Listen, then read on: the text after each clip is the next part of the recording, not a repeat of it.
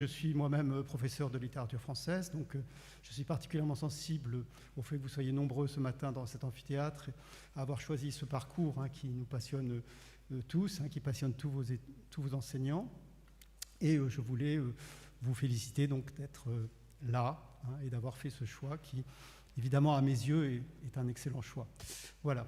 Donc, deux petits mots seulement. Donc, vous avez vécu un an et demi extrêmement chaotique lors de vos dernières années de lycée, nous aussi, et c'est pour ça que nous sommes particulièrement heureux de vous accueillir aujourd'hui in presentia, en chair et en os, et de pouvoir échanger, alors bien sûr pour l'instant encore avec des masques, mais de pouvoir échanger.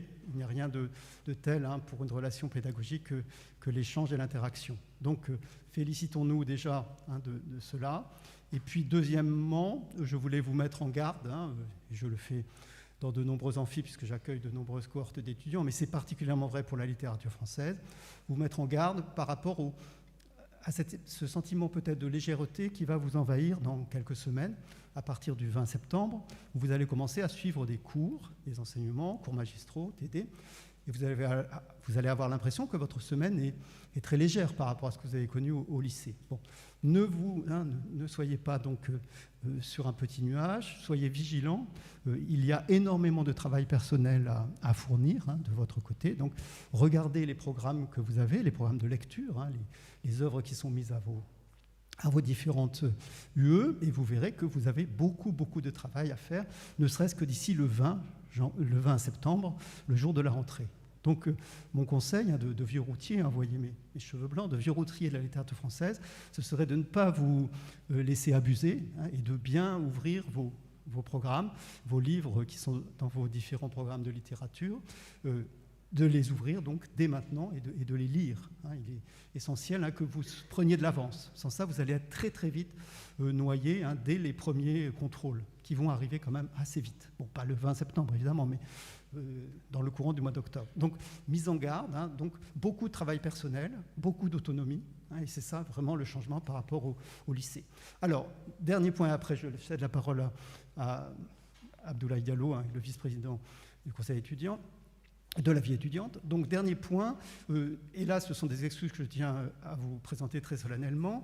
Lorsqu'on est étudiant de lettres modernes, on a beaucoup besoin des bibliothèques. Or, cette année, pour des raisons logistiques sur lesquelles je ne vais pas m'étendre, notre bibliothèque a fermé pour pouvoir déménager vers le site de Nation dont vous voyez la photo tout à l'heure en commençant. Donc, vous ne pourrez pas travailler sur place, il faudra que vous vous déplaciez, en particulier vers la bibliothèque Sainte-Barbe, une bibliothèque très agréable, qui est près de la place du Panthéon, ou à la bibliothèque Sainte-Geneviève, pour pouvoir travailler paisiblement et lire tous les ouvrages que vous aurez à lire. Voilà. Donc c'est un petit bémol pour cette rentrée, surtout pour des étudiants de lettres. Moi-même, je suis catastrophé de cet état de fait, mais bon, les travaux à Nation ont pris beaucoup de retard. Et malgré ce petit bémol, je tenais très sincèrement à la fois vous féliciter pour votre présence ici, me réjouir aussi de vous voir aussi nombreux, et vous souhaiter une excellente année à la Sorbonne Nouvelle. Merci.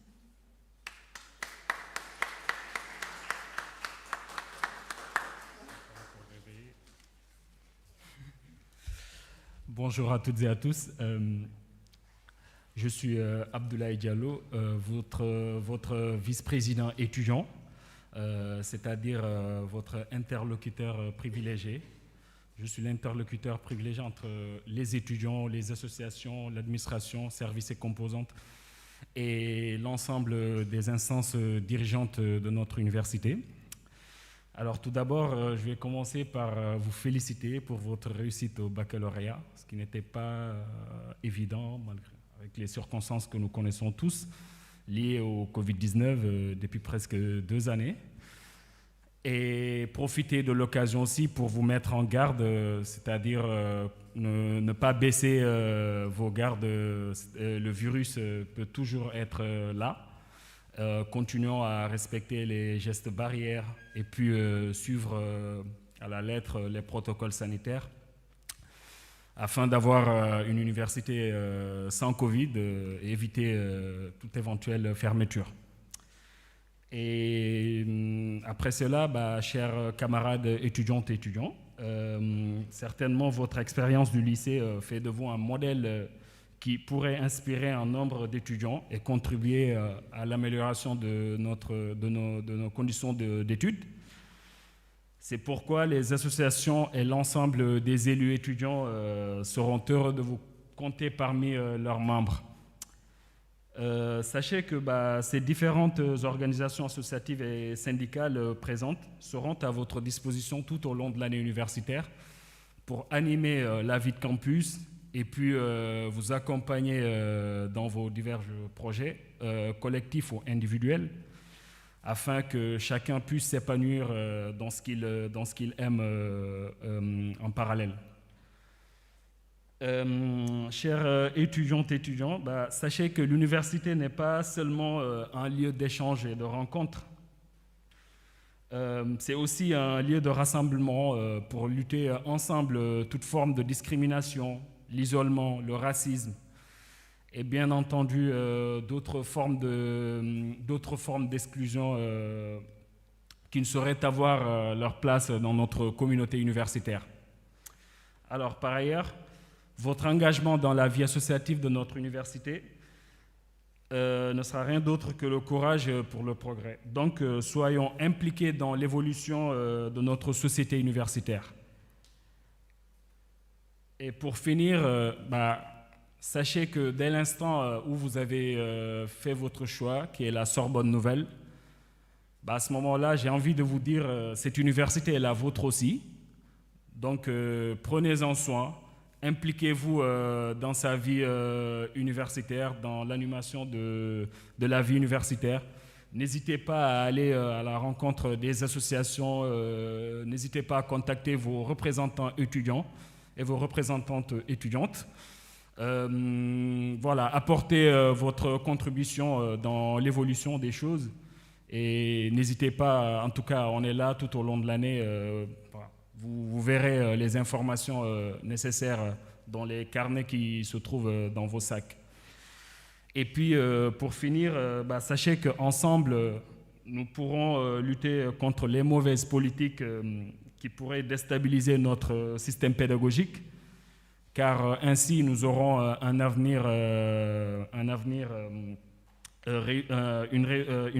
réussite et un avenir professionnel meilleur. Et je terminerai sur là, c'est-à-dire je vais vous souhaiter une très belle rentrée universitaire et puis vous souhaiter plein de succès dans vos études et que cette année universitaire soit la meilleure de toute votre précédente. Voilà, merci beaucoup.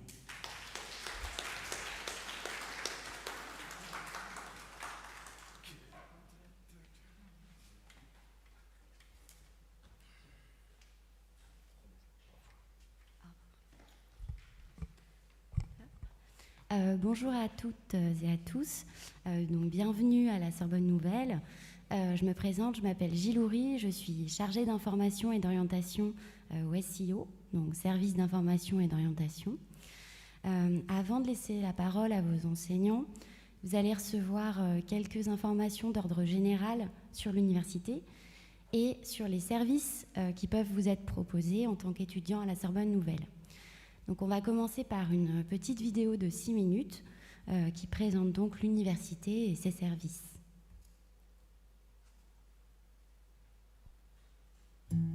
Bienvenue à la Sorbonne Nouvelle. Depuis 50 ans, notre université propose des formations de haut niveau dans le domaine des arts, lettres, langues et sciences humaines et sociales. La Sorbonne Nouvelle accueille 17 000 étudiants, dont un tiers d'étudiants étrangers. En 2020, la Sorbonne Nouvelle a rejoint la coordination territoriale Sorbonne Alliance. C'est un pôle fort dans nos disciplines à Paris et en Île-de-France. La démocratie à l'université. Au cours de vos études, vous serez appelés à élire 22 représentants étudiants. Ils seront vos porte-parole dans les différentes instances de l'université. Conseil d'administration, commission de la formation et de la vie universitaire, commission de la recherche. Les étudiants sont également représentés dans les conseils de gestion des départements, des UFR et de certains services, ainsi que dans les conseils de perfectionnement des formations. Le vice-président étudiant assure un rôle de liaison entre les étudiants, l'administration, les syndicats et les associations. Une assemblée étudiante sera également mise en place. C'est pourquoi vos participations aux élections, en votant ou en vous présentant, est cruciale. réussir à l'université. Dès votre inscription, activez votre compte étudiant. e-Sorbonne est une plateforme administrative qui vous donne accès à votre messagerie Sorbonne Nouvelle, par laquelle vous recevrez toutes les communications essentielles de l'établissement, votre dossier de scolarité et votre emploi du temps. e-Campus est une plateforme pédagogique qui vous permet d'accéder à des cours, des ressources numériques et des espaces de discussion. L'université propose un enseignement mixte avec des cours magistraux, des travaux dirigés et des cours à distance via e-Campus. Pour vous aider tout au long de votre formation, vous pourrez vous appuyer sur un réseau important de bibliothèques. Une bibliothèque universitaire comprenant 9 fonds spécialisés, la Théâtrothèque Gaston Batty et 2 bibliothèques interuniversitaires, Sainte-Barbe et Sainte-Geneviève. Consultez leur catalogue, accédez à des ouvrages et des articles en ligne et empruntez des ressources via le portail documentaire Virtuose Plus. L'université a développé une stratégie scientifique reconnue, ouverte sur le monde. Grâce à sa maison de la recherche, elle possède un lieu de vie et d'échange scientifique. 29 équipes de recherche et 5 écoles doctorales représentent la recherche à la Sorbonne Nouvelle. Chaque année, 180 thèses sont soutenues, dont plusieurs obtiennent des prix prestigieux. Plus de 100 colloques ou journées d'études sont organisées. Développer ses compétences professionnelles. L'offre de formation de la Sorbonne Nouvelle prépare activement l'insertion professionnelle de ses étudiants. Grâce à des interventions de professionnels au sein des formations, la possibilité d'effectuer des stages en France et à l'étranger, un accompagnement individuel des étudiants et des jeunes diplômés, un espace de coworking et un accompagnement pour les étudiants entrepreneurs, 28 formations en alternance, licence professionnelle et master. Une plateforme d'offres de stages et d'emploi, Réseau Pro, un réseau de près de 50 000 alumni, anciens étudiants. International. Notre établissement a obtenu le label Bienvenue en France, 2 étoiles pour la qualité de l'accueil des étudiants internationaux. Vous souhaitez partir à l'étranger tout en poursuivant votre formation ? La Sorbonne Nouvelle a signé des accords de coopération avec plus de 400 établissements d'enseignement supérieur. Vous pouvez également effectuer une ou plusieurs mobilités à l'étranger. Séjours d'études ou de recherche, stages ou études de terrain. Pour cela, vous pouvez vous informer auprès de la Direction des Affaires internationales. Vous souhaitez être plongé dans une autre culture ? La Sorbonne Nouvelle propose 13 formations internationales en double diplôme ou en diplôme conjoint. Vie étudiante. L'université accorde une place primordiale à l'épanouissement personnel et au dynamisme de la vie étudiante, qui peuvent passer par des activités culturelles, artistiques, sportives, d'engagement associatif. Le service d'action culturelle possède la billetterie culturelle la plus importante des universités françaises. Cette billetterie vous permet d'accéder aux programmations de plus de 70 lieux culturels du Grand Paris à tarif réduit. Elle organise des visites guidées des grandes expositions de la saison. Le service d'action culturelle propose également une trentaine d'ateliers et de stages gratuits, accessibles en loisirs ou en UE libre. 250 projections de films sont assurées chaque année par la Cinémathèque universitaire, soit 2 films par jour. Près de 30 activités physiques et sportives sont proposées en UE libre, en UE pro ou en pratique de loisirs par le service universitaire d'activités physiques et sportives. Vous pouvez vous engager dans un réseau de près de 40 associations qui interviennent dans les domaines de l'écologie, la culture, la citoyenneté, l'entraide ou encore l'intégration. Pour la réalisation de vos projets artistiques ou solidaires, vous pouvez bénéficier d'aides via les fonds de la contribution Vie étudiante et de campus ou du projet Fonds de solidarité des initiatives étudiantes, ainsi que de l'accompagnement du service d'action culturelle et du bureau de la vie étudiante. Soucieuse de défendre l'égalité des chances et l'accès aux études supérieures, la Sorbonne Nouvelle a mis en place des dispositifs d'aide. Vous souhaitez améliorer vos méthodes de travail et d'organisation, apprendre à gérer vos émotions ? Le service Réussite étudiante vous accompagne. Vous êtes étudiant international et vous découvrez l'université française ? Vous pouvez poser vos questions au Welcome Desk. Vous êtes en situation de handicap temporaire ou permanent ? La mission Handicap vous accompagne. Vous souhaitez échanger sur vos projets ou sur les difficultés que vous rencontrez dans vos études ? Poussez la porte du service d'information et d'orientation. La Sorbonne Nouvelle propose un cadre de travail qui favorise le bien-être des étudiants. Des restaurants universitaires et des cafétérias sont disponibles à proximité des différents sites de l'université. Votre carte étudiante contient un porte-monnaie électronique, compte Easly, pour régler vos achats au Crous. L'objectif du service interuniversitaire de médecine préventive est d'assurer votre bien-être physique et social. N'hésitez pas à le consulter. Vous pouvez échanger avec le service social du Crous, présent sur le campus Censier, pour toute préoccupation d'ordre personnel, familial ou financier. En 2021, l'université s'installera sur le campus Nation, un campus écologique de 26 000 m². En vue de la rentrée, et en raison de l'évolution des consignes sanitaires, la consultation régulière du site internet de l'université est indispensable. Vous pouvez aussi rester informé en suivant les actualités diffusées sur nos réseaux sociaux. Les services de l'université sont à votre disposition toute l'année, n'hésitez pas à les solliciter. Bonne rentrée et bonne année universitaire à la Sorbonne Nouvelle.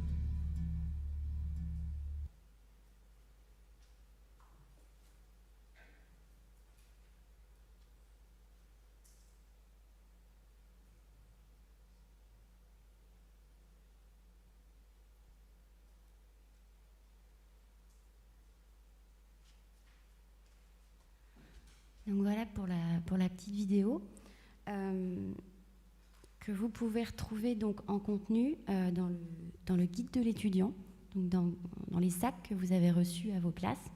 Vous avez un certain nombre de documents qui vont vraiment vous aider pour bien démarrer l'année et également pour toute l'année universitaire.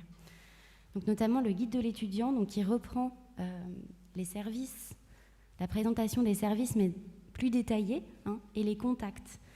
Donc vraiment, ça va vous être utile cette année, donc je vous invite à le lire attentivement.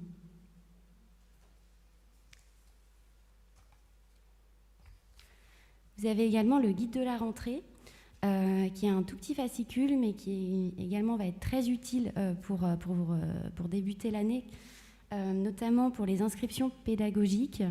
Donc c'est la prochaine étape de votre inscription. Donc vous trouverez le mode d'emploi de ces inscriptions dans ce petit fascicule et également le mode d'activation de votre e-Sorbonne si ce n'est pas encore fait. Donc voilà, un document qui va bien vous aider.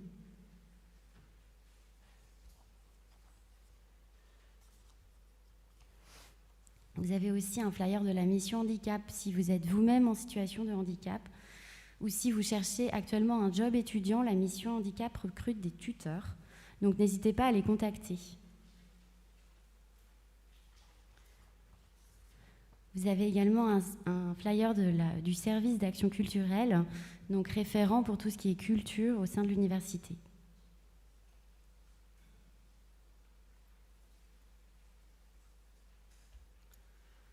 Donc, en tant qu'étudiant à la Sorbonne Nouvelle, vous avez accès à un certain nombre d'outils numériques, notamment une suite bureautique, la Google Suite, avec mail, agenda, espace de stockage, traitement de texte, tableur et présentation. Vous avez également un environnement numérique de travail avec 2 plateformes, e-Sorbonne et e-Campus. Alors e-Sorbonne, c'est une plateforme où vous avez accès à votre dossier administratif, à vos certificats de scolarité et également à la consultation des emplois du temps. Campus, c'est une plateforme d'enseignement à distance. Toutes ces informations, vous les retrouvez sur la page Votre rentrée 2021 en ligne. Pour vous connecter à vos outils numériques, il n'y a qu'un seul identifiant qui est votre adresse mail institutionnelle, donc prénom.nom@sorbonne-nouvelle.fr.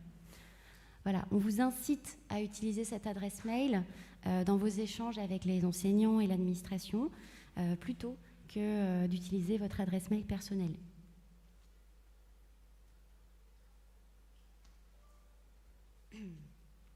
Alors, la prochaine étape importante, dont je vous parlais tout à l'heure pour votre inscription, c'est l'inscription pédagogique.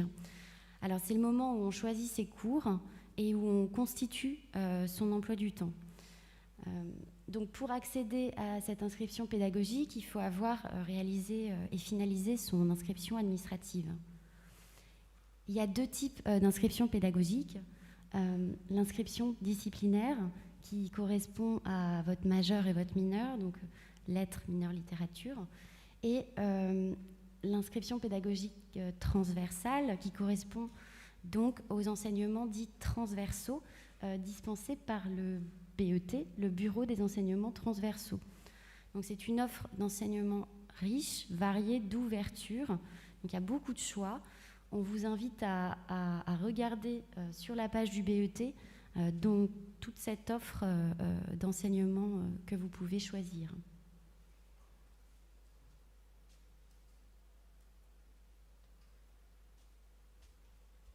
Je vais laisser mes collègues de la bibliothèque vous parler de la bibliothèque à la Sorbonne Nouvelle.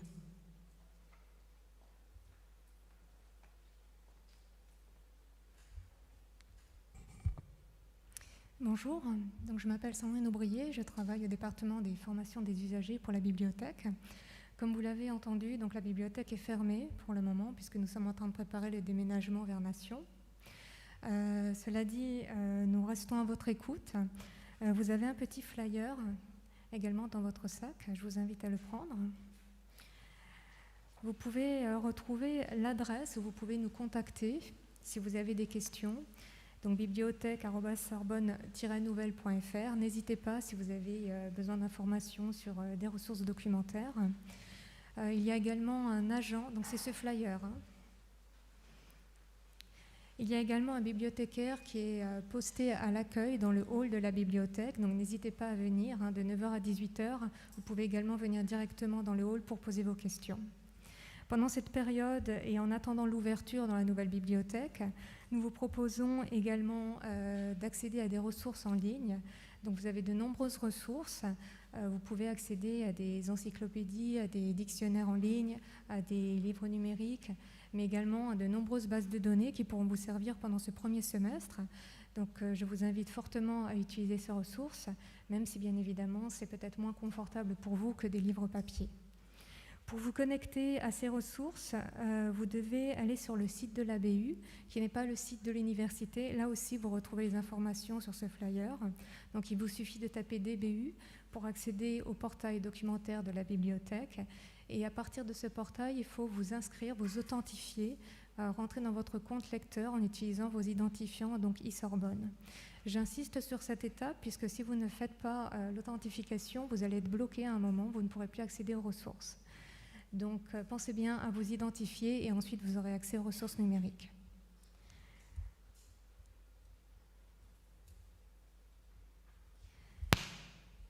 Bien évidemment, vous avez également accès à d'autres bibliothèques partenaires sur le site.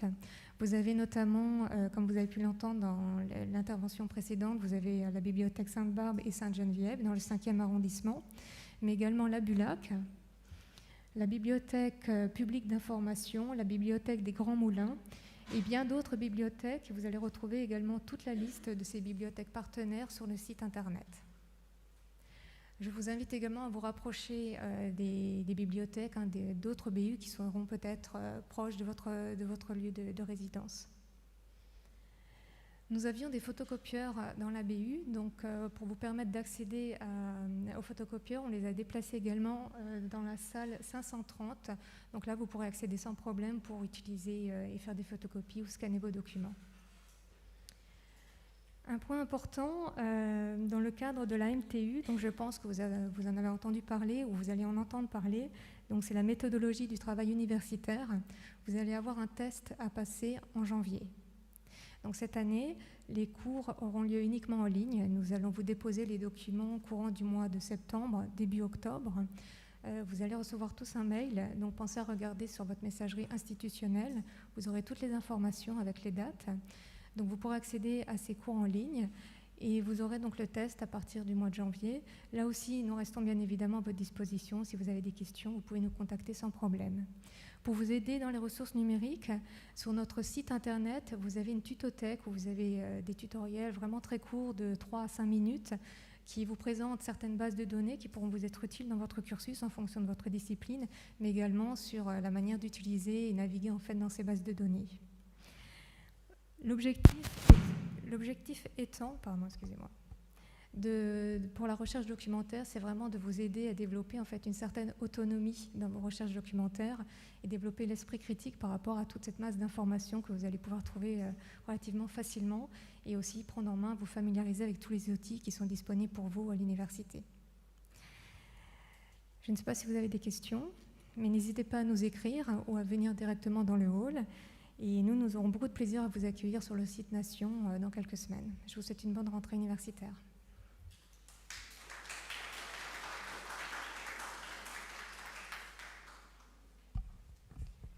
Merci beaucoup. Alors, petit rappel geste barrière que vous connaissez déjà très bien.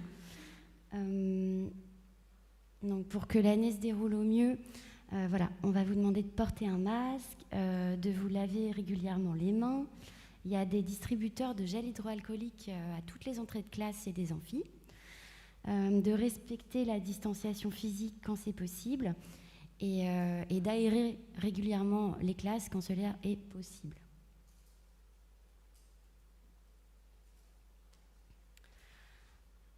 Alors, en tant qu'étudiant à la Sorbonne Nouvelle, vous avez donc accès à un certain nombre de services médicaux gratuits, notamment une visite médicale de prévention que vous pouvez réserver via Doctolib.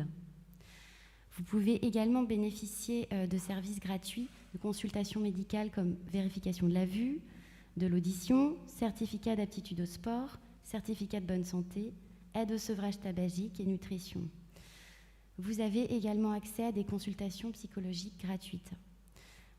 À ce propos, on vous informe que le gouvernement a mis en place des chèques psy, donc qui ouvrent droit à 3 consultations gratuites chez un psychologue dans une liste préétablie.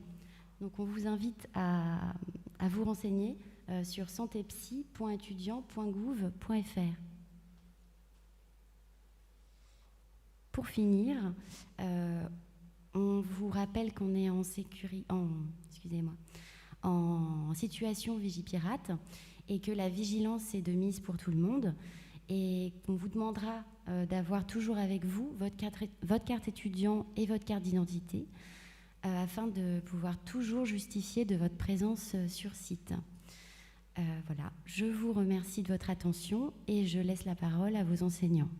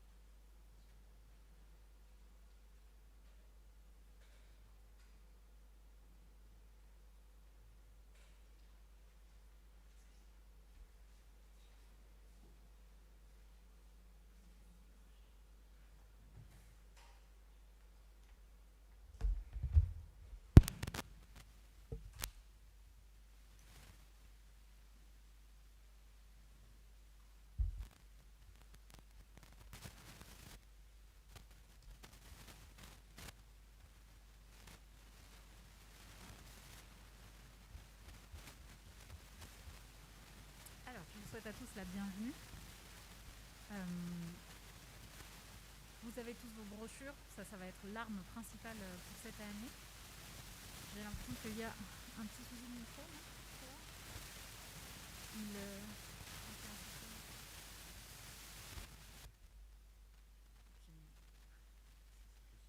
non ? Ok, merci infiniment. Donc, si vous êtes ici, c'est que vous avez choisi d'entrer dans le monde des adultes par la porte de la littérature. Et c'est une bonne idée, effectivement, vous pouvez nous faire confiance, ça va être un beau voyage. Et il y a une chose dont vous pouvez être certain d'emblée, c'est qu'il va vous mener de surprise en surprise, puisque en fait, par rapport au français que vous avez pu faire au collège et même au lycée,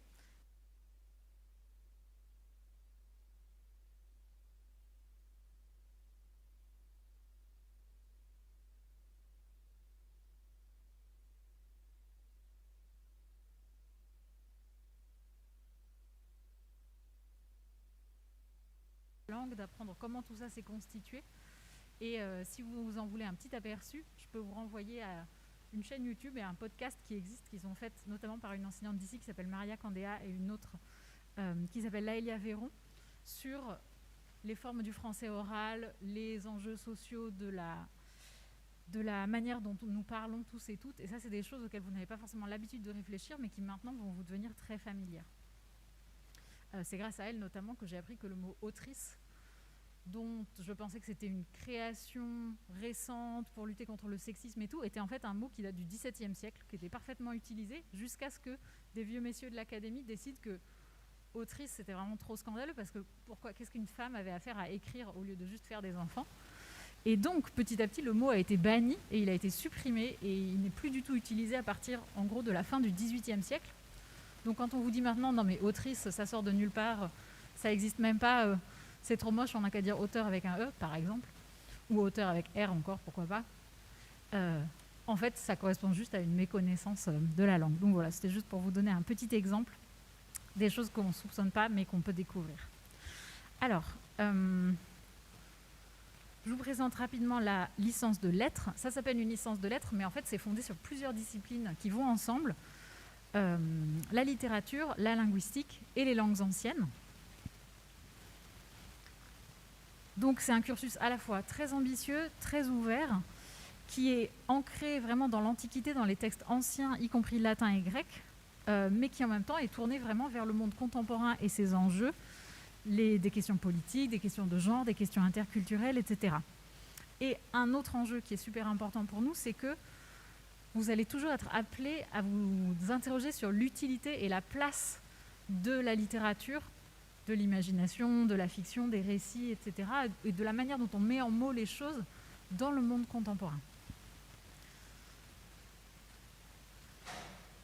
Donc, on est très attaché à la diversité des savoirs et des méthodes, et vous verrez que vous aurez, au fil de vos études, de multiples croisements avec les arts, le théâtre, le cinéma, les arts du spectacle, la musique, les autres disciplines, sociologie, histoire, psychanalyse, la culture numérique, et aussi des littératures d'autres langues et d'autres aires géographiques.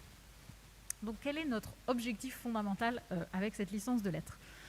Le but, c'est que, à force d'avoir pratiqué les exercices qu'on peut penser classiques, explications, commentaires, dissertations, à force d'avoir appris à développer vos analyses et vos jugements à l'oral, finalement, vous soyez armé devant n'importe quel texte et même n'importe quel type de texte. C'est-à-dire qu'une fois que vous aurez appris à expliquer correctement un texte de Rousseau, vous pourrez aussi expliquer correctement un débat politique.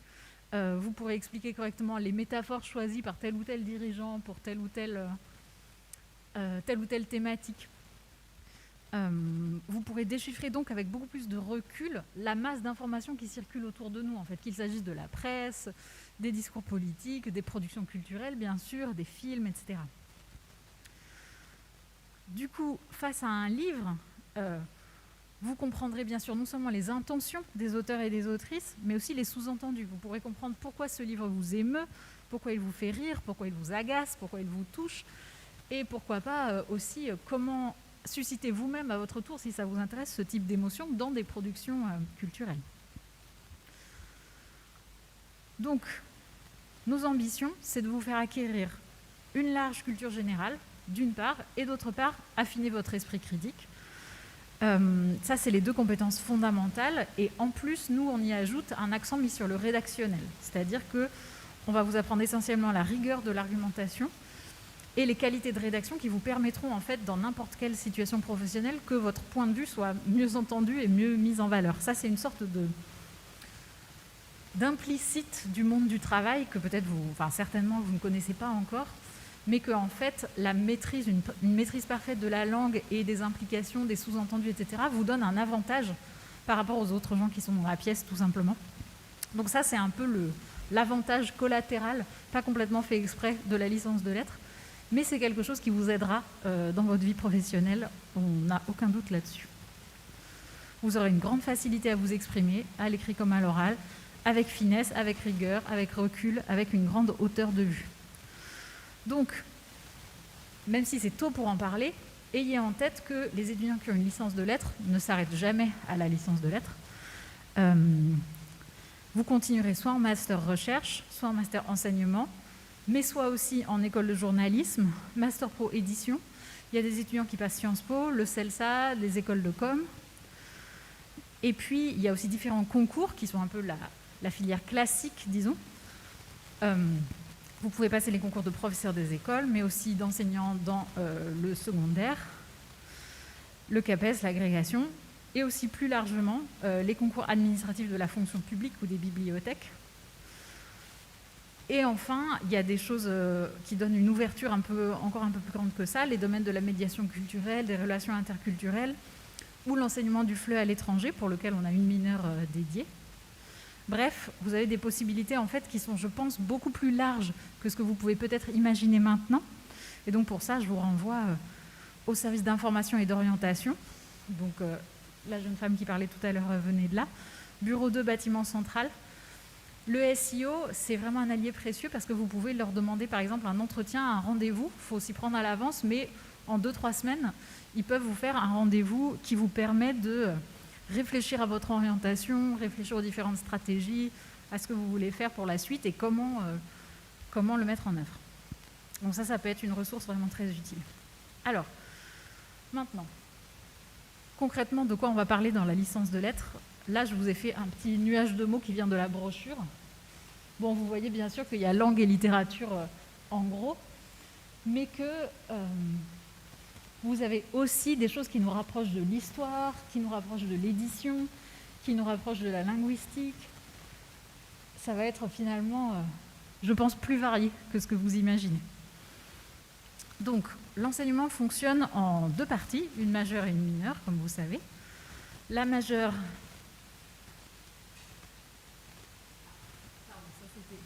Un petit échantillon supplémentaire, et j'en ai même 2.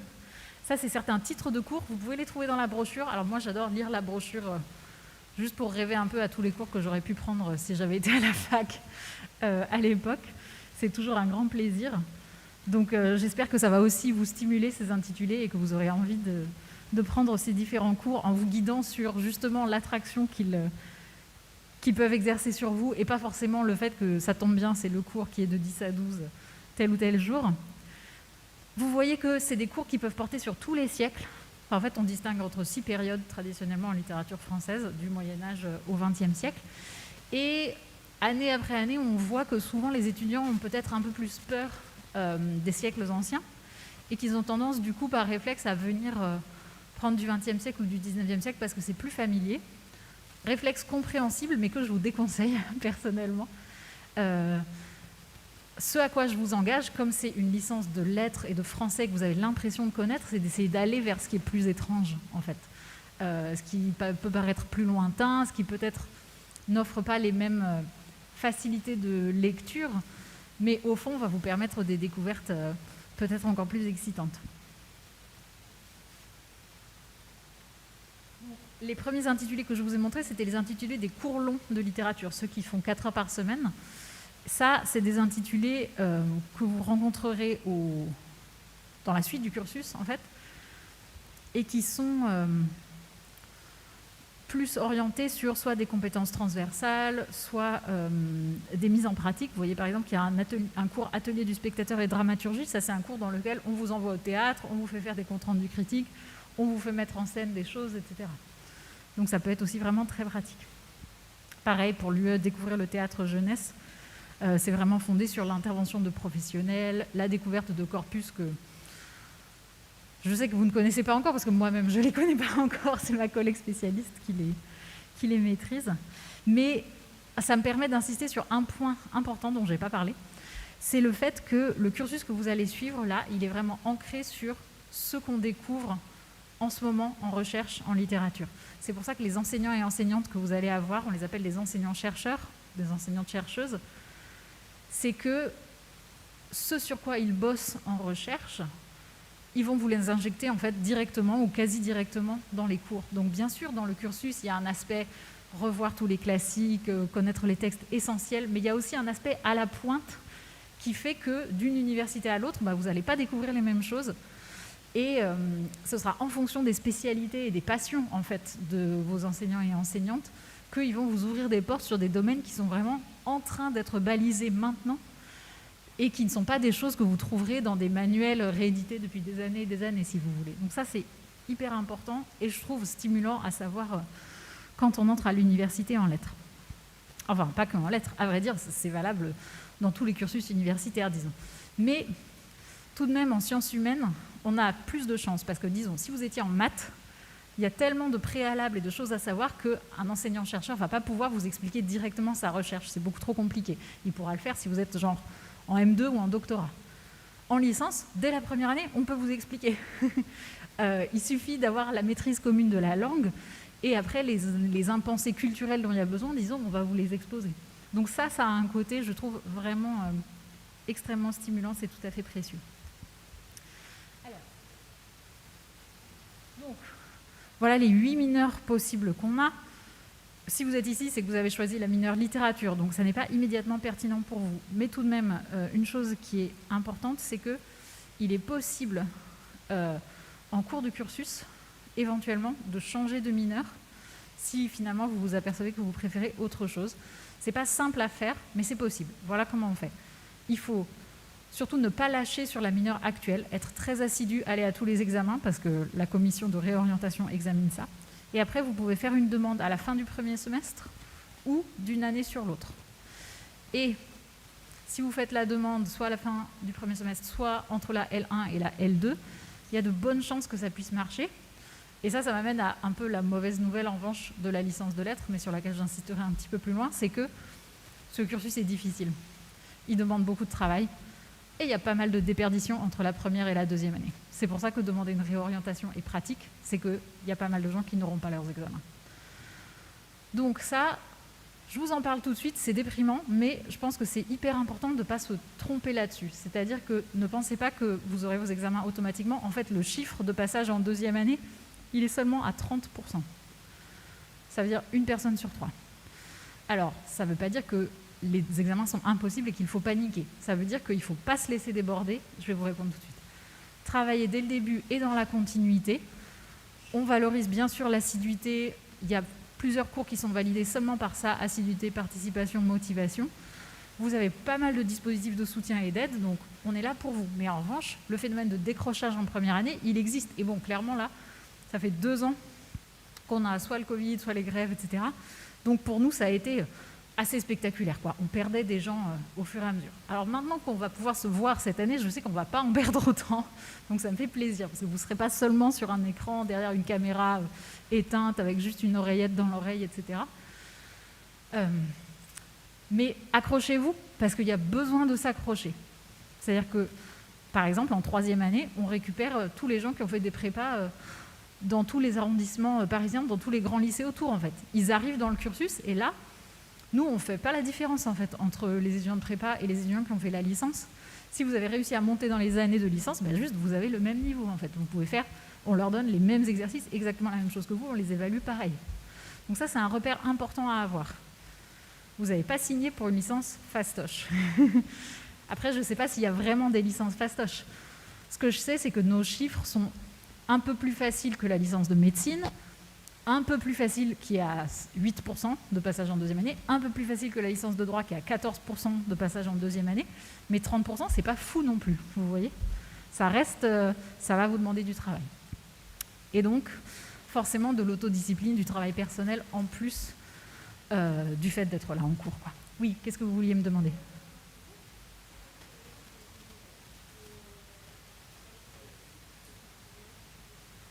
Vous êtes en mineur, pardon ? Ok, c'est pas grave, parce que les infos générales que je donne ici sont relativement pertinentes. Si vous voulez vous précipiter pour aller dans la salle mineur professorat des écoles, c'est possible, mais ne paniquez pas. C'est ce que je vous dis ici, ça va vous aider aussi, donc il n'y a pas de problème. Et ça m'emmène à la distinction majeur-mineur, mais peut-être je réponds avant. Oui ?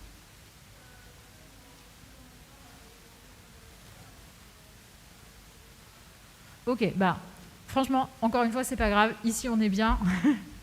Comme disait un célèbre homme politique il y a quelques années, les étudiants sont entrés, ils ont eu de la lumière. Mais blague à part, les infos que vous avez là, disons 90% des infos, c'est les mêmes dans la salle de l'autre mineur. Donc après, pour professorat des écoles, ben, vous pourrez parler à votre responsable d'honneur pour lui demander des détails supplémentaires. Mais en fait, l'essentiel, vous l'avez dans la brochure. Donc, votre brochure, elle est séparée en majeur et mineur. Toute la première partie, c'est la majeure littérature, les cours de tronc commun. Mais au bout d'un certain nombre de pages, en gros, à partir de la page 42, vous avez des présentations détaillées de chaque mineur où on vous dit quel cours vous allez avoir. Et vous avez des petits résumés de cours souvent.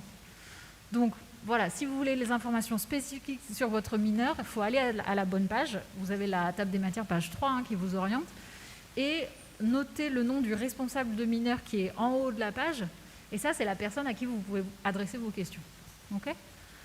Donc normalement, avec ça, ça devrait aller. C'est vrai que la mineure professorat des écoles, juste pour en dire 2 mots, elle est très spéciale et très excitante parce que vous avez des cours très variés du point de vue disciplinaire. Il y a même des cours de biologie et de maths en 3e année. Donc vous allez être amené peut-être à bouger un petit peu plus et puis avoir une perspective déjà un peu plus professionnalisante pour pouvoir passer avec succès le concours de professorat des écoles à la fin. Alors, je reviens vite à la distinction majeure-mineure. Donc la majeure, elle fait 14 heures de cours dans votre cursus et la mineure, pour l'instant, 4. En 3e année, ça augmentera, la mineure passera à 6. Et dans le tronc commun, vous avez à la fois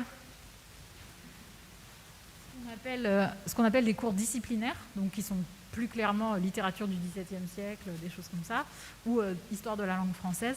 Et vous avez aussi des enseignements plus méthodologiques et transversaux.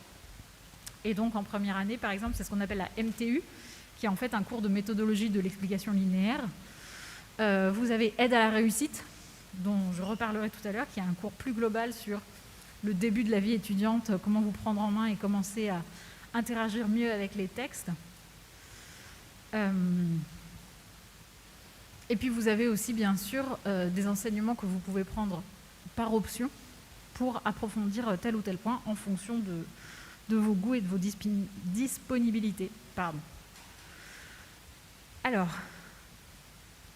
comme j'ai parlé de réorientation éventuelle, je dois vous ajouter un petit détail qui est qu'on a aussi ici une double licence philo-lettres. Ça, c'est pas exactement la même chose que le système majeur-mineur. C'est un cursus plus lourd qui fait au moins 24 heures de cours sur 2 sites différents parce qu'il y a aussi des cours à Paris 1 de philo et des cours de lettres à Paris 3.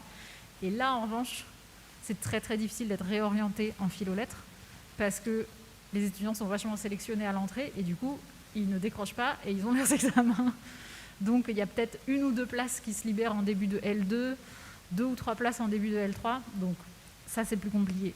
La réorientation vers la philo-lettres, ouais, c'est délicat. Mais enfin, vous pouvez toujours écrire à la responsable de la double licence si ça vous intéresse, mais sachez que c'est un cursus plus musclé, tout simplement. Plus compliqué du point de vue des déplacements, de la gestion du temps, etc. Mais aussi, comme à la fin, ils vous donnent et une licence de lettres et une licence de philo, bah, vous avez pas mal plus d'heures de cours. Ok. Alors,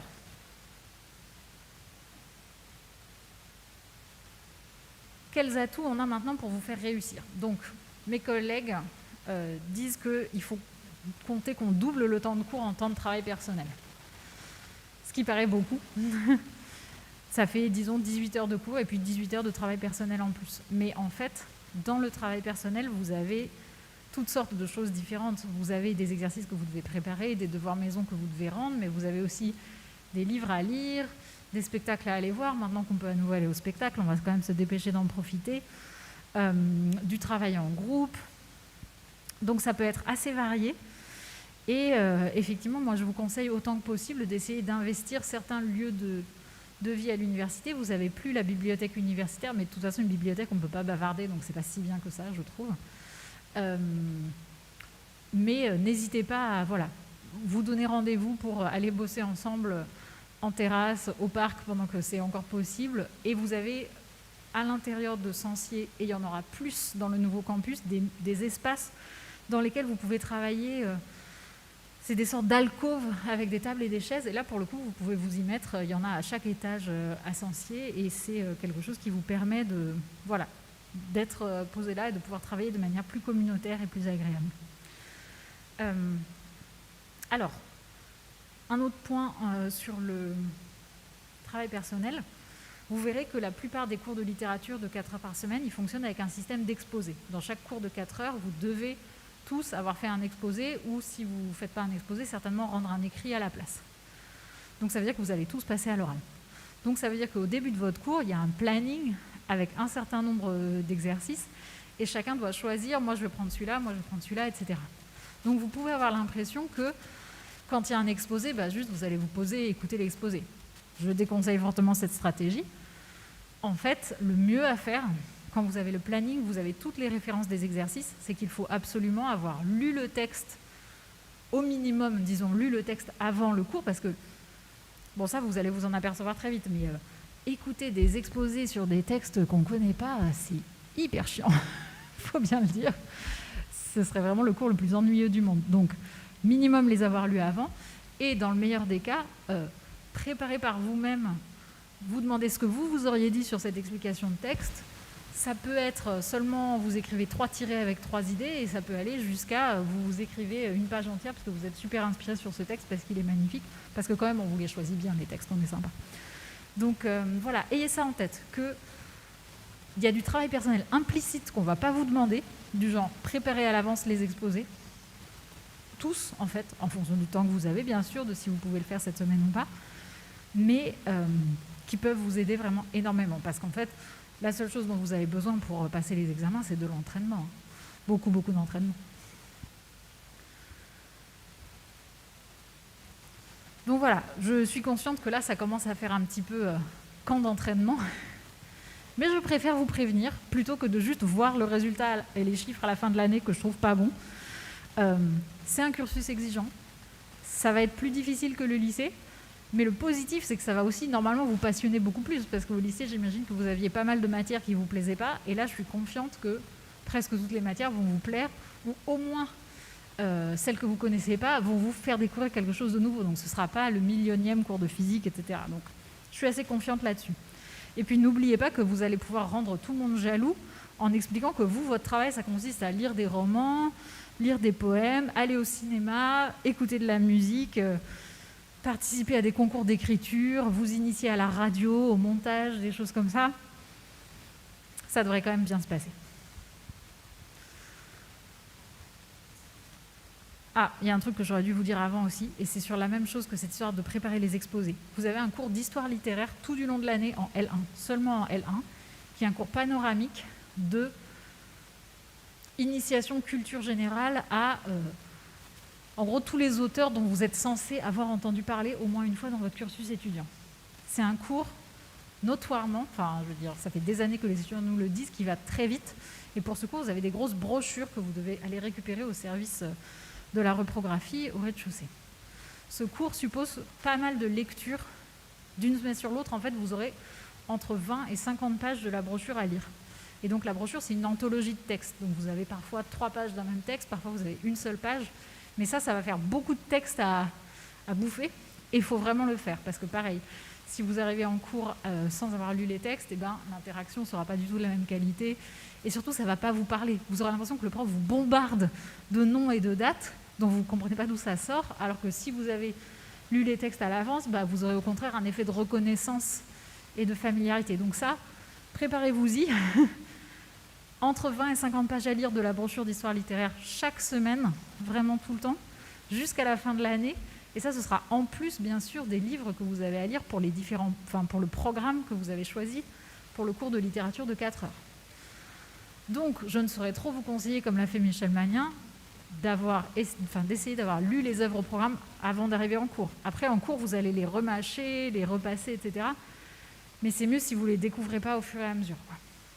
D'autant que, effectivement, j'ai peut-être des collègues qui se permettront de vous donner des contrôles de lecture. Ouh, ça, pour le coup, ça ressemble plus au lycée. Mais voilà, en gros, ça va arriver souvent que vous vous disiez il fallait que je lise ça, et vous avez 200 pages à faire pour le lendemain, là, et ça peut être très compliqué. Donc, essayez de répartir mieux sur votre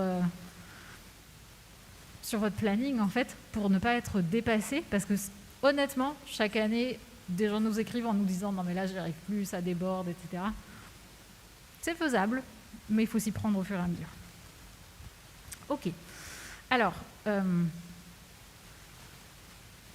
sur tout ce qui est concret, la petite vidéo que vous avez eue, ce que nous a dit la dame du SEO et les petits flyers que vous avez, c'est très utile. Donc je n'y reviens pas. Sur inscription administrative, inscription pédagogique, je considère que vous allez faire ça de votre côté.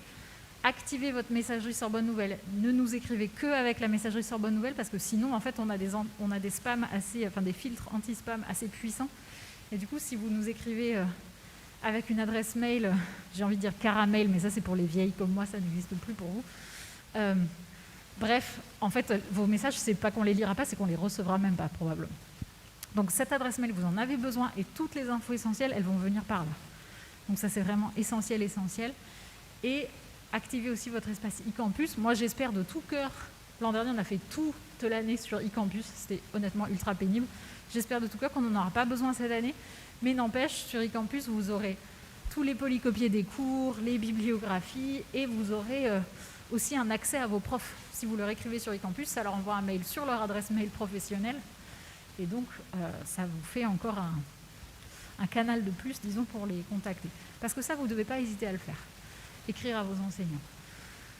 C'est une année, la première année de fac, vous le savez, qui peut avoir un côté assez solitaire. Évidemment, dans les 2 dernières années, c'était méga solitaire pour les gens. Donc, pour vous, il ne faut pas que ça se passe de la même façon. Donc, comme les années d'avant, n'hésitez pas à vous faire des groupes WhatsApp ou Facebook ou ce que vous utilisez maintenant pour pouvoir vous échanger des trucs des infos sur les cours, etc. Mais aussi, si vous sentez que ça ne va pas, il faut solliciter les gens. Il faut solliciter vos profs et il faut solliciter vos directeurs d'études. Ce qui m'amène à la suite de la slide. Vous êtes organisé en blocs. Bloc, ça veut juste dire classe.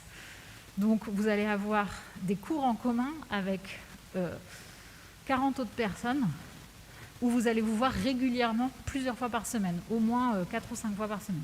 Donc ça, c'est mieux pour faire connaissance. Ça va vous permettre d'être plus solidaire.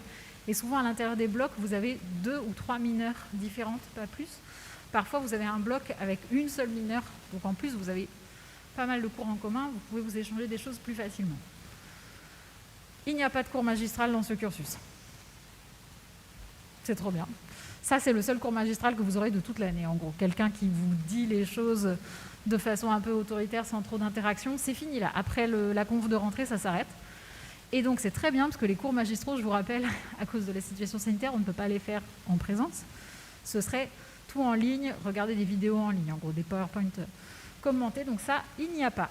Vous aurez normalement toujours un cours en présence. Oui ?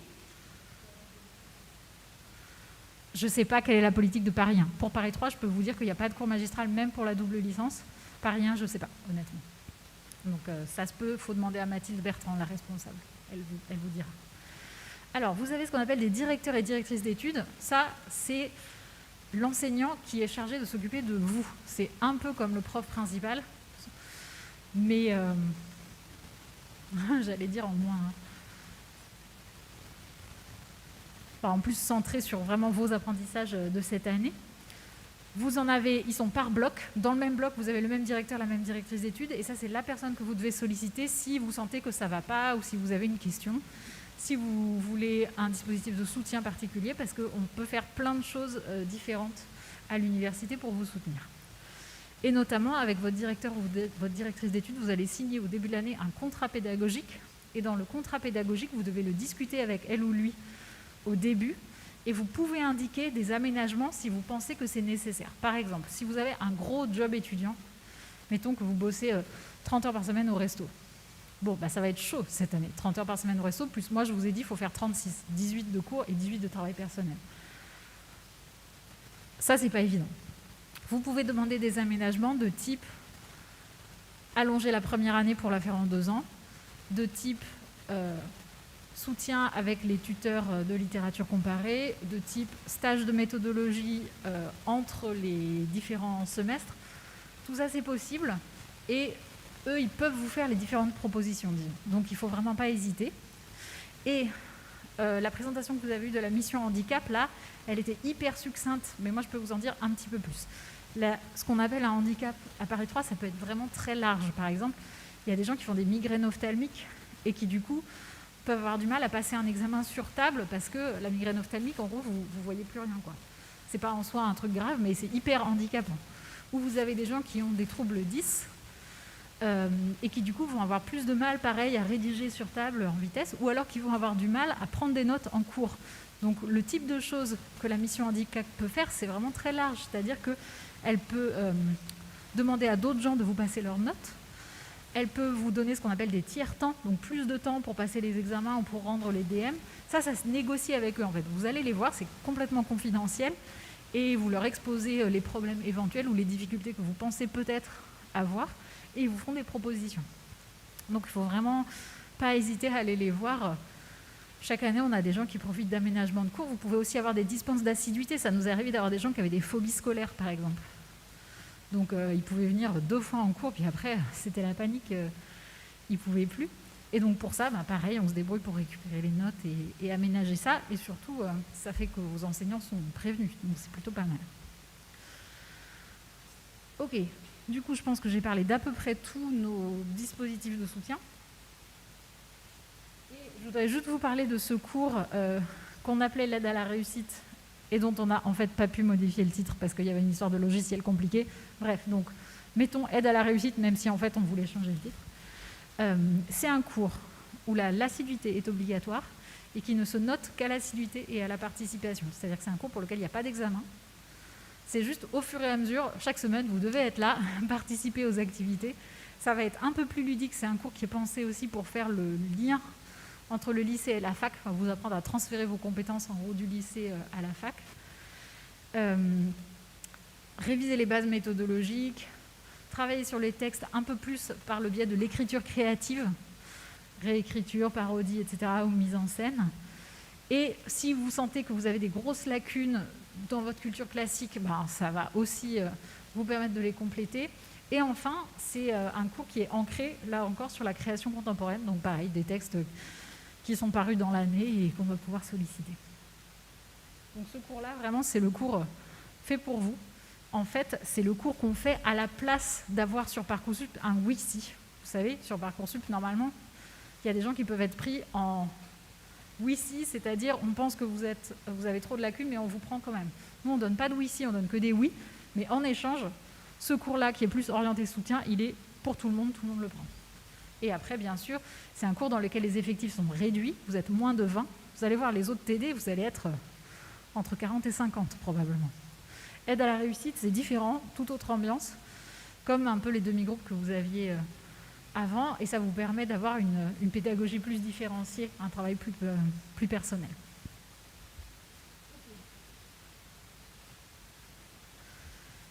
Je vais te donner la parole, Tristan, je pense. Juste avant de passer la parole, je rappelle qu'après cette présentation, il y a encore un temps d'échange et de questions. Donc moi, j'ai encore plein d'infos là que je peux vous donner si vous avez déjà les questions pertinentes, mais je ne vais pas vous les dérouler tout d'un coup parce que je pense que ce serait ennuyeux.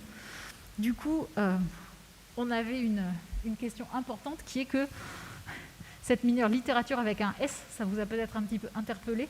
Vous vous êtes demandé à quoi ça servait, d'où ça venait. Et bien donc c'est mon collègue de littérature comparée qui va vous expliquer maintenant d'où ça vient et à quoi ça rime.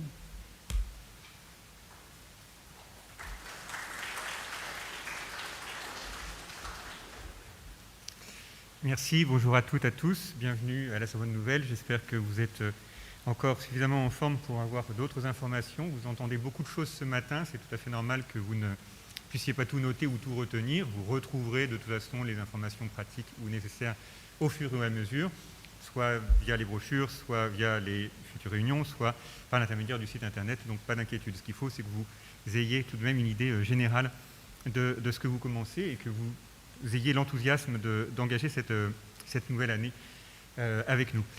Alors, effectivement, je suis maître de conférence en littérature générale et comparée ici. Je vais donc vous dire quelques mots de cette mineure littérature. Je suis désolé pour les deux étudiantes donc, du coup, qui ne sont pas concernées, mais ça devrait normalement être la mineure choisie par la très grande majorité d'entre vous. Ça peut paraître effectivement redondant, a priori, de se dire je suis inscrit ou inscrite en majeur lettres, mineur littérature. On peut se dire c'est 2 fois la même chose. Non, vous l'avez compris, le plus important dans le mot littérature, c'est le S, c'est littérature au pluriel, qui veut dire que ce que l'on appelle une spécialisation en littérature au pluriel ici, c'est une ouverture en fait sur les littératures du monde, au sens large. Votre cursus en lettres modernes, il est centré, bien sûr, sur la langue et la littérature française, à différentes époques, à différents siècles. Mais votre spécialité à vous de littérature au pluriel, c'est une ouverture vers les littératures du reste du monde. Toutes les littératures, en plus de la littérature française. Toutes, non, évidemment, pas totalement.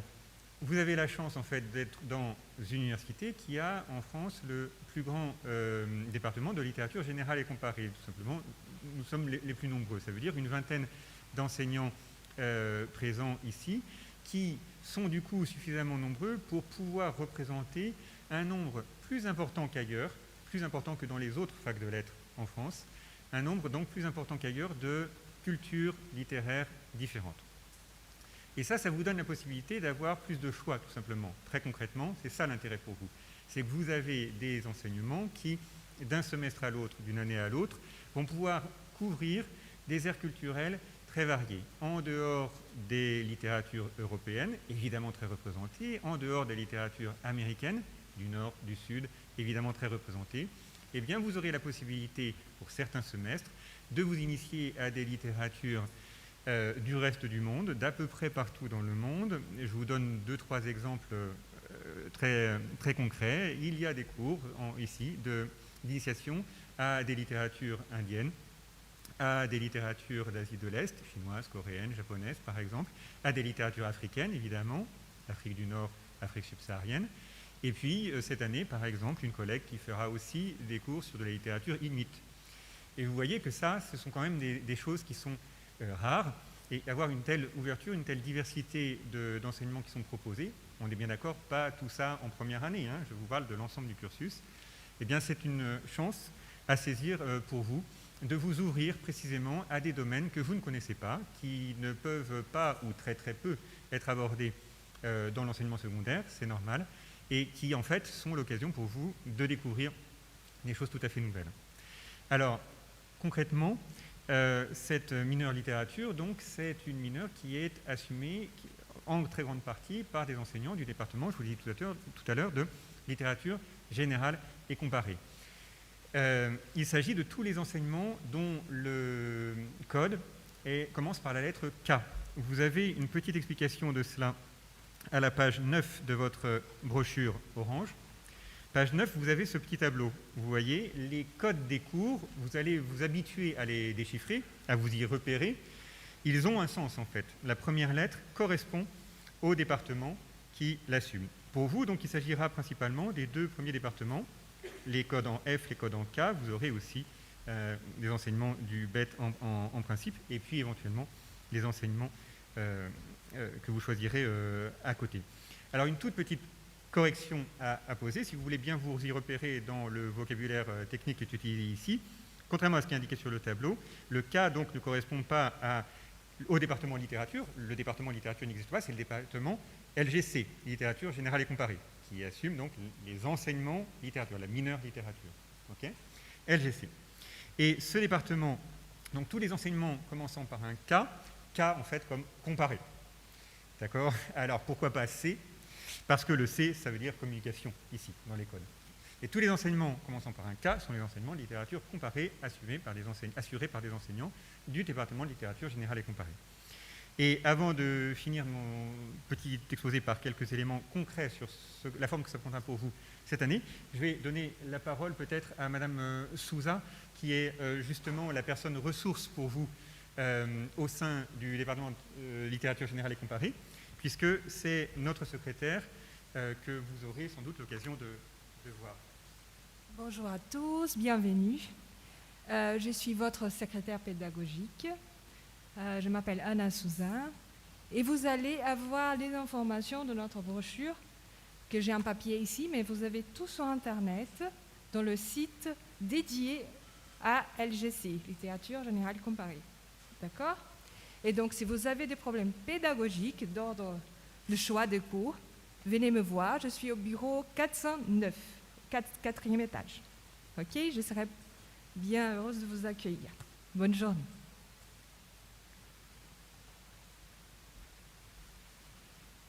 Donc, je vous rappelle que pour ce qui est de la mineure, je parle bien de la mineure, si vous avez des problèmes ou des questions d'ordre général, c'est avec le département LLFL qu'il faudra que vous régliez les choses. Mais si vous avez des problèmes spécifiques concernant la mineure, et notamment les inscriptions pédagogiques, c'est-à-dire le choix de vos cours de mineure littérature très prochainement, alors les 2 personnes auxquelles vous pouvez vous adresser sont donc Madame Souza et moi-même. Les adresses mail des personnels administratifs et enseignants suivent le même principe que celles des étudiants qui vous ont été expliquées tout à l'heure. Prénom.nom@sorbonne-nouvelle.fr. Donc, à partir du moment où vous avez mon nom, vous savez que vous pouvez m'écrire à tristan.maufray@sorbonne-nouvelle.fr. Et vous verrez qu'en utilisant votre adresse électronique universitaire, votre adresse étudiante, eh bien, vous trouverez très facilement du coup, les coordonnées des personnes que vous avez besoin de joindre. Donc, en tant que responsable DL1 pour la mineure littérature, c'est à moi que vous pouvez vous adresser si vous avez des questions d'ordre pédagogique, ou bien effectivement à Madame Souza si vous avez, voilà, pour tous les problèmes pratiques qui se poseront. Enfin, pour ce qui est du secrétariat de littérature générale et comparée, donc de Madame Souza, je vous rappelle que les adresses sont répertoriées également au bas de la page 9. Donc vous voyez que vous avez l'adresse DEPT, département-LGC, littérature générale et comparée, @sorbonnenouvelle.fr.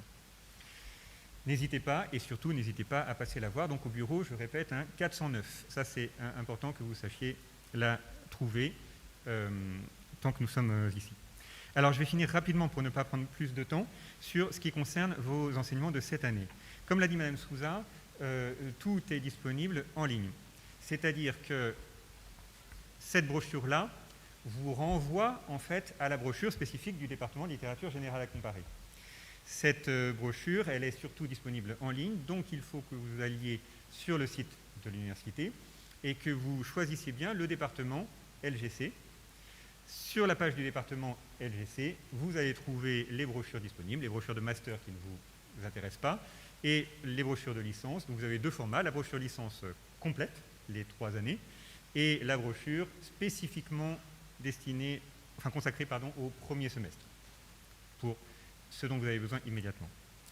Alors, il se trouve qu'en première année, donc, vous avez 2 enseignements dans le cadre de cette mineure.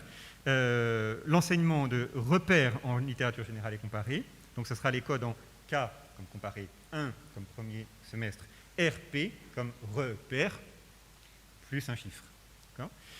Et puis vous avez un enseignement de introduction à l'intermédialité, c'est-à-dire littérature et art. En effet, la littérature générale et comparée, c'est quelque chose que vous avez en fait un peu fait dans le secondaire sans le savoir, et que vous allez prendre à bras le corps en fait maintenant. Ça consiste, la littérature générale et comparée, à aborder, je vous l'ai dit, des littératures d'époques différentes et d'ères culturelles différentes, donc des littératures anciennes, modernes, jusqu'à l'extrême contemporain, de différentes cultures, c'est-à-dire écrites en différentes langues. Et concrètement, il va s'agir de poser des questions de littérature générale, c'est-à-dire en fait des questions de théorie littéraire, si vous voulez, sur la littérature en général, ses modes de fonctionnement, ses modes de diffusion, etc. À partir d'exemples qui relèvent soit de plusieurs aires culturelles différentes, donc écrites dans des langues différentes, tout simplement, soit qui relèvent de plusieurs formes différentes, plusieurs médias, si vous voulez, on peut dire aussi. C'est-à-dire que c'est aussi la littérature comparée qui, principalement, s'intéresse au rapport entre littérature et d'autres formes d'art visuel, d'art plastique, cinéma, musique, etc. Ces questions-là sont en partie abordées, ma collègue vous l'a dit tout à l'heure aussi, dans le cadre du cursus de littérature française, mais pour ce qui est de l'ouverture, ça relève de la littérature comparée. Donc ça, vous allez y goûter dès ces deux semestres de première année, à travers ces 2 enseignements. Repères en littérature générale et comparée, et littérature et art, introduction à l'intermédialité. L'intermédialité, vous le verrez, c'est justement l'étude du rapport entre les différentes formes artistiques. Comme vous le verrez sur votre brochure, l'un de ces 2 cours, ça ne sera pas le même au premier ou au deuxième semestre, peut également être remplacé par un cours de latin et de grec. Ceux qui ont fait du latin et du grec jusqu'à maintenant sont encouragés à continuer. Vous pourrez de toute façon le faire aux années suivantes, mais il est possible de choisir le latin ou le grec à la place de l'un de ces 2 cours au premier et au deuxième semestre. Mais en tout cas, dans l'année, vous aurez forcément suivi des enseignements dans ces 2 domaines-là.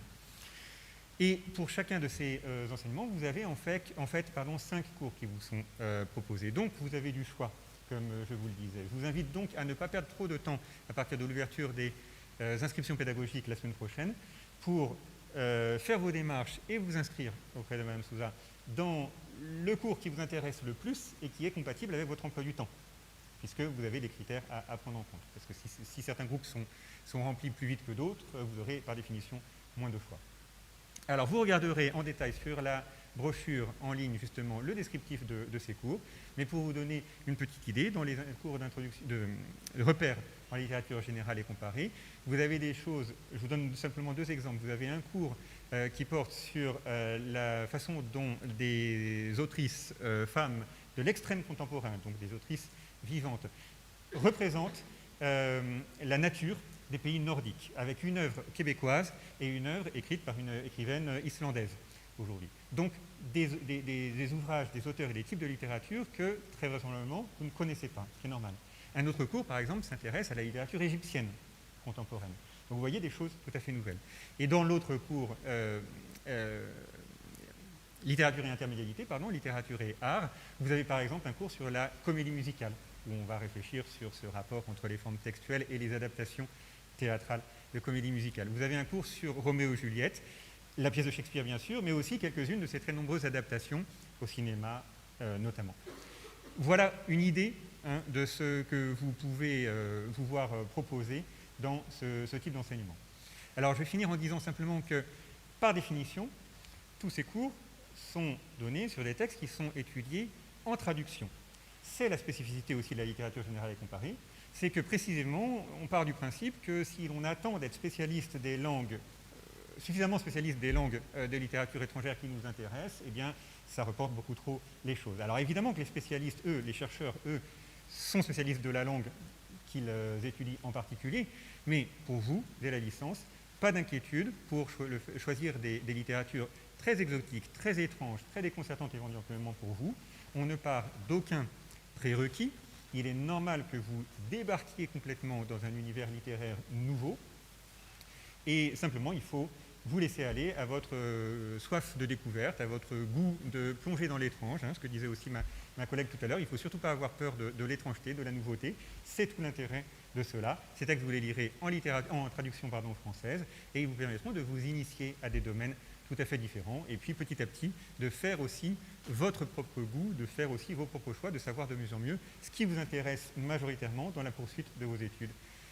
Sachant que, ma collègue vous l'a suffisamment répété, le but est de lire régulièrement. Vous n'aurez pas le temps de tout lire d'ici le début des cours, c'est normal, mais ensuite vous devrez avancer dans vos lectures en parallèle et vous laisser entraîner par ce plaisir de la découverte. Voilà, je resterai évidemment à votre disposition tout à l'heure pour répondre à toutes vos questions éventuelles à la fin de la séance, mais je vais laisser le micro à ma collègue et je vous encourage, comme elle l'a fait tout à l'heure, à ne pas du tout avoir peur de cette nouveauté et au contraire à y prendre plaisir. Merci à vous.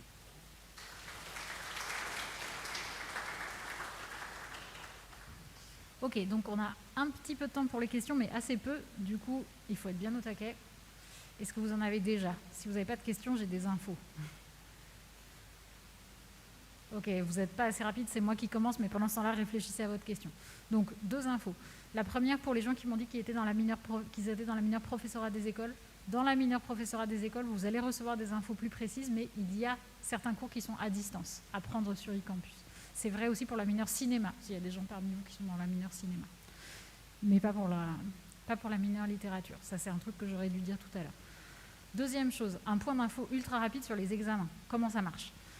Vous avez un système de compensation qui fait que toutes vos notes, en fait, sont prises en compte en même temps. Et pour avoir les examens, il faut avoir 10 à l'année, forcément. Qu'est-ce qui se passe maintenant si vous n'avez pas 10 à l'année? Vous allez au rattrapage. On va au rattrapage, soit quand on a loupé un examen, parce que vous n'étiez pas là, ça arrive assez souvent, soit quand vous voulez améliorer votre note à cet examen-là pour que ça fasse monter votre moyenne et que vous puissiez passer l'année. Okay? La session de rattrapage, elle a lieu en juin. Donc vous avez les premiers examens, disons, ils ont lieu en mai, et après, vous avez un mois et demi pour retravailler, approfondir et vous présenter au rattrapage pour essayer d'améliorer votre note. Si, même comme ça, vous n'avez pas la moyenne à l'année, si vous avez un semestre où vous avez 10 ou plus et un semestre où vous avez 8 ou plus, à ce moment-là, vous pouvez faire une demande spéciale qui s'appelle la demande de passage en conditionnel. Si vous avez une moyenne de premier semestre à plus de 10 et une moyenne à plus de 8, on vous la donnera quasi automatiquement. Dans ce cas-là, vous pouvez passer en 2e année, mais avec des cours à refaire. Les cours où vous avez les plus sales notes, en gros, aux examens de L1, vous les repassez la 2e année. Du coup, ça veut dire un cursus, bien sûr, un peu alourdi, mais au moins, comme ça, vous pouvez avancer dans le cursus, qui est quand même beaucoup plus motivant que de juste redoubler avec seulement 4 cours à refaire. Oui ?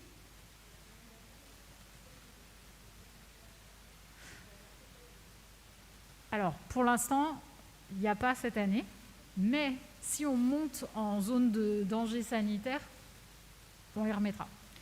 Donc on a plusieurs... je vous dis ça, mais en fait, est-ce que c'est vrai ? En fait, ce qu'il y a de certain, c'est qu'on a plusieurs scénarios et c'est bien détaillé sur le site de la fac. Donc je préfère vous y renvoyer plutôt que de vous dire des bêtises. Mais en gros, le max d'alerte, on va repasser en cours à distance. Donc normalement, ça devrait arriver vraiment qu'au niveau 4 d'alerte. Mais voilà, malheureusement, je ne suis pas devin, je ne peux pas vous garantir que le corona, c'est fini, quoi. Oui ?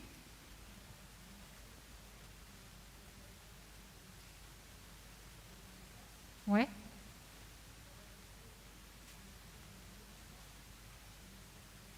Oui, c'est tout à fait valable aussi. Et je dirais que la mineure littérature, c'est celle où il y a le plus de place, parce que les autres mineures, souvent, elles sont limitées à 20 étudiants, 30 étudiants, 40 étudiants, mais la mineure littérature, on a 300 places. Donc si vous voulez passer d'une mineure plus petite à la mineure littérature, ce sera possible à l'intersemestre, certainement. Il y aura la place. Oui ? Non. Mais en revanche, vous vous souvenez, vous devez lire les œuvres au programme des cours pour lesquels vous aurez réussi à faire vos inscriptions pédagogiques. Les inscriptions pédagogiques, il faut être bien au taquet sur le site. Enfin, je veux dire, connectez-vous le premier jour à la première heure, surtout si vous avez des contraintes d'emploi du temps, parce que sinon, vous risquez de vous trouver dans la situation où, en fait, ce n'est pas exactement les cours que vous vouliez parce qu'ils ne sont pas aux bons horaires. Donc ça, c'est toujours frustrant. Donc, ouais, brouillez-vous. Est-ce qu'il y a autre chose que je devrais vous dire sur les autres ?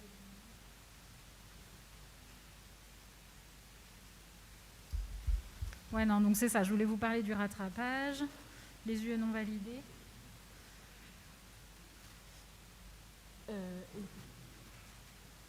Oui, alors, effectivement, je peux parler du CTI.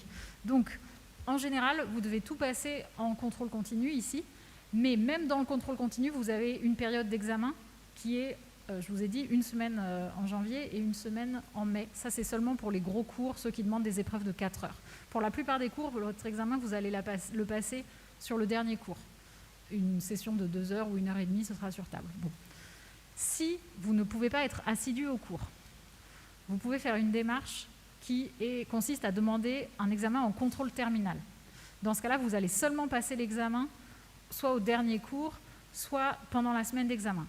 Attention, le contrôle terminal n'est pas accordé automatiquement et il est très risqué pour vous parce que vous aurez une seule note. Alors que si vous passez en contrôle continu, vous aurez, mettons, 3 notes par cours. Donc vous pouvez rattraper s'il y a des choses pas réussies, quoi. Si toutefois, par exemple, vous travaillez 35 heures par semaine et vous ne pouvez pas aller au cours tout simplement, vous pouvez faire cette demande. C'est avant, je crois, la fin du mois de septembre et il faut l'adresser à Alexandra Burlot, mais qui va vous en dire, qui, si vous avez besoin, vous en dira plus là-dessus. Et je vois qu'il est 11h30, donc c'est le moment de la faire venir et de vous donner les contacts. Après, on peut déborder de 1 ou 2 questions si vous voulez. Donc, je vous présente votre gestionnaire pédagogique, Alexandra Burlot, qui est la personne la plus précieuse de l'année pour vous. Pour autant, il ne faut pas l'embêter avec des choses qui ne relèvent pas de son domaine. Alors, les choses qui ne relèvent pas de son domaine, c'est les bourses. Pour ça, il faut s'adresser au Crous. Je peux vous donner les détails plus précisément si vous voulez. Et il y a autre chose dont il ne faut pas lui parler, c'est quoi déjà ? Les inscriptions administratives, ça ne dépend pas d'elle non plus, il faut s'adresser pour ça à la scolarité. Normalement, les inscriptions administratives, vous les avez déjà faites, ce problème est fini. En revanche, tout ce qui relève de... J'ai pas envie de vous donner des idées, ça va lui faire trop de mails, mais problème d'emploi du temps, inscription pédagogique, toute autre sorte de problème, c'est votre personne ressource et le bureau, c'est 429A. Voilà, c'est l'endroit, pareil, le plus important de l'année pour vous. Les autres personnes ressources, qui sont-elles ? Moi-même, Aude Leblond, je suis la responsable de licence L1, L2, L3, et Marie Sorel, qui est plus spécifiquement la responsable des premières années. Est-ce que j'ai... Non, je les ai pas sur le PowerPoint, mais vous les avez dans la brochure. Sur la première page, vous avez, moi je suis en 3e, responsable de la licence, vous pouvez m'écrire, et responsable de la licence 1, Marie Sorel. pareil, pour tout problème concret, en fait, qui soit spécifiquement lié au fait que vous êtes en L1, vous pouvez vous adresser à elle. Bon, de manière générale, vous voyez que vous avez aussi 2 autres personnes à qui vous pouvez parler, le responsable Erasmus et la responsable des stages, en dessous, toujours sur la première page. Mais normalement, une mobilité, ce ne sera pas cette année, et un stage, ce ne sera pas forcément cette année non plus, même si dans l'absolu, c'est possible. Donc, ayez juste ces choses en tête pour la suite, quoi, pour l'avenir. Ok, est-ce qu'on a encore des questions? Oui.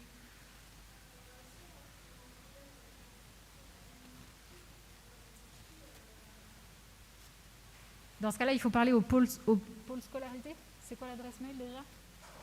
Tu veux en parler? Ok, très bien. Alors bonjour, déjà je vous souhaite à tous et toutes la bienvenue. En ce qui concerne les inscriptions administratives, premier point, la plupart d'entre vous ont reçu de ma part vendredi dernier un message où vous indiquiez l'adresse mail de la scolarité de l'UFR si vous aviez des questions ou des problèmes vis-à-vis de votre inscription administrative. Donc c'est scolarité-ufr-ld@sorbonne-nouvelle.fr. Ensuite, en ce qui concerne les inscriptions pédagogiques, je vous enverrai à tous un mail demain pour vous expliquer le déroulement des inscriptions qui auront lieu en ligne tout le long de la semaine prochaine. Donc la semaine prochaine, je ne pourrai pas intervenir sur vos inscriptions pédagogiques. Ce sera à partir de la semaine de la rentrée. Mais tout ça vous sera détaillé dans le message que je vous aurai envoyé demain. Et sinon, après la réunion, si vous avez d'autres questions, je resterai là disponible pour y répondre. Alors, est-ce que vous avez encore des doutes ou des choses que vous voulez demander? Bon, du moment que vous avez les personnes ressources, vous pourrez aussi poser vos questions après quand elles se présenteront. Donc c'est l'essentiel. Je pense pour l'instant que je vais vous libérer du coup. Avec seulement 4 minutes de retard. Excellent score. Oui.